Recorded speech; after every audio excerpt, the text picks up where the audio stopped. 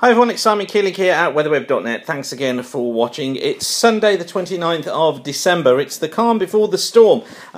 We got a pretty major system coming through during the course of tonight into the early hours of tomorrow. So it's something that we're going to be focusing on through this bulletin. I'll show that in just a moment. Also, CFS looks like it's coming back into line in the longer range as well. Just a reminder about WeatherWeb, it's kept free of charge because you keep coming back and using the site and using the charts, etc. That means we can put more adverts in front of you, and that means it generates the revenue which keeps the site free of charge. WeatherWeb.net is a professional enterprise. It exists to make money, so it's not an amateur site or anything like that. We've got professional meteorologists, and of course everybody needs paying. So thank you for keep on coming back and using the site, and thanks for spreading the word as well. Hopefully we're a friendly site and one that you can keep on coming back to and learn about the weather and also keep up to date with the latest forecasts. Now, this is the chart for this afternoon. So this is Sunday.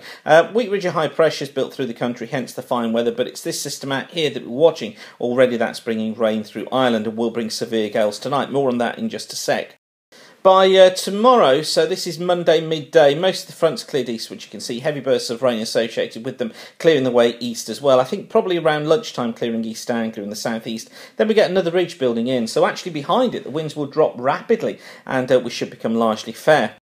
However, all that does is set us up for a wet spell of weather on New Year's Eve, more fronts spreading the way eastwards during New Year's Eve, and then this fella here we need to watch for, because I think that what will happen is probably New Year's Eve becomes drier later on. Certainly through midnight looks as if it'll be probably breezy, some showers around particularly in the west, but most of the heavier rain will have gone. And then during New Year's Day we start off fairly bright.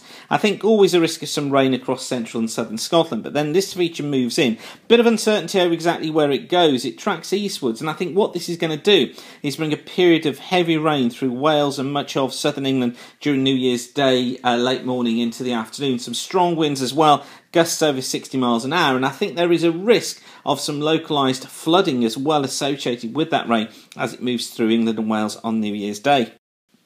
And then for Thursday, west to southwesterly flow bringing showers, particularly southern and western areas, drier through central and eastern parts. And little change into Friday as well. Still got this westerly flow, still showers or longer outbreaks of rain, and probably feeling cooler as well by Friday. Back to tonight's winds, though, into the early hours of tomorrow morning. Now, this is from weatheronline.co.uk. It's the Met Office high-resolution NAE model. So this runs at 11-kilometre resolution. It's a good model. It's one that we use regularly. And it's panels here. So this is 3 o'clock, 6 o'clock, 9 o'clock in the morning, midday on Monday, 3 o'clock Monday afternoon, 6 o'clock on Monday evening.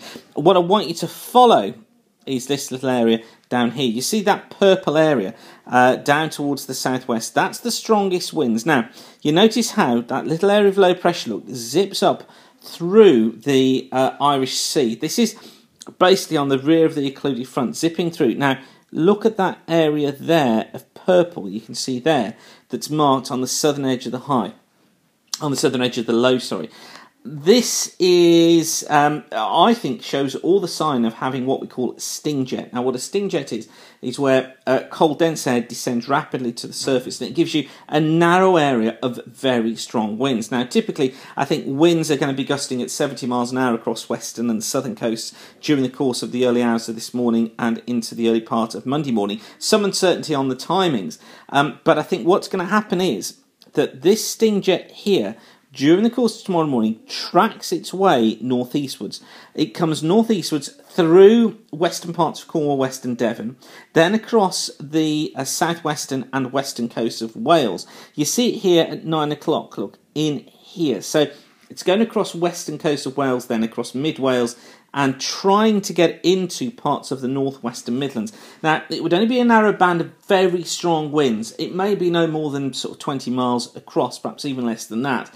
But it's a very strong band, a very narrow band of very strong winds that can do damage to trees and some minor structural damage to buildings, but only in a very narrow area. So I think this area is going to be pulling away northeastwards. Look, by midday tomorrow, the low is across northern England. Our area of strongest winds, and I think still the potential for a sting jet to be in there, is North Wales, northwest England. It's going through the cities of Liverpool and Manchester at that time. And we could find gusts of 80 miles an hour within this zone.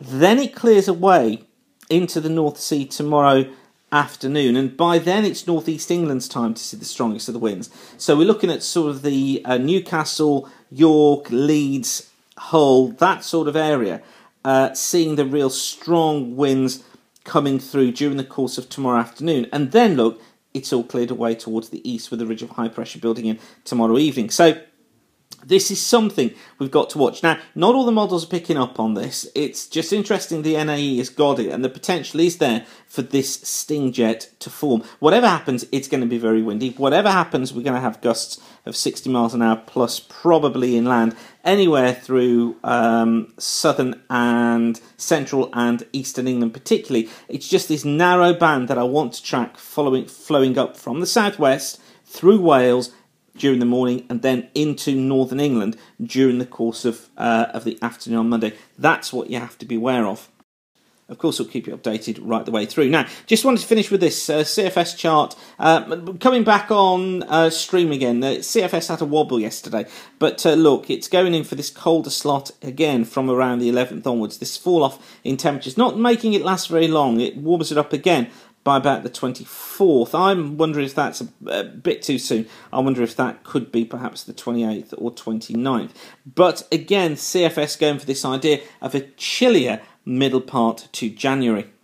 And interesting just to look ahead at the CFS a little bit further as well. We'll just zoom in a little bit there. Now, of course, you've got to treat this with an absolute pinch of salt, haven't you? But this is rainfall, which is the green bars here, temperature, which is the red as always. Now, look, we've got a cold snap in there, which was the one we've just seen, taking us up to the 25th of January.